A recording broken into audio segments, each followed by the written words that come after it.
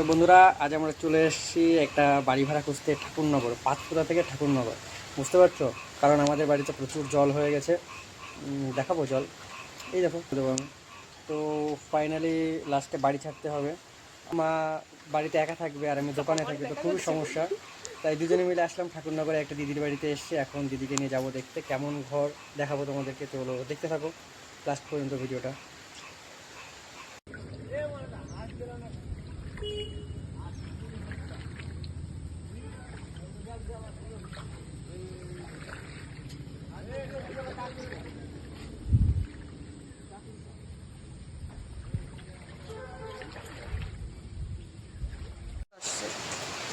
তো দিদির বাড়ি এসছি, এসে দেখছি দিদির বাড়িতে কেউ নাই, ডাকাডাকি করে পাচ্ছি না।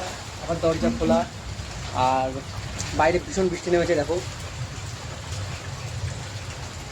তো দিদিকে ফোন করলাম, দিদি এখন বাজার থেকে আসছে।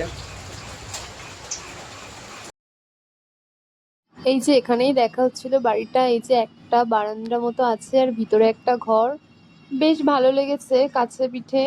সেই কারণেই ভাবলাম এটাই নেওয়া যাক, কারণ এখন যা পরিস্থিতি কোথাওই ঘর পাওয়া যাচ্ছে না, তাই এটাই সিলেক্ট করলাম দুজন মিলে। যে আর ঘরটা তো বেশ সুন্দরও ছিল, একেবারে খারাপ ছিল না। তো এইটাই হলো ঘর।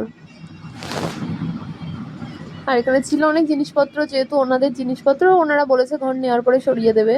তো এখানে দেখা দেখি হচ্ছিল সবাই মিলে যে কেমন কি আছে, এই আর কি। তো বেশ সুন্দর, এছাড়া আর কোনো উপায় নেই। দেখা হচ্ছিল সবাই মিলে চারিদিকটা, বাইরে টাইরে তো সবকিছু। আমরা এখন যাচ্ছি বাড়িতে।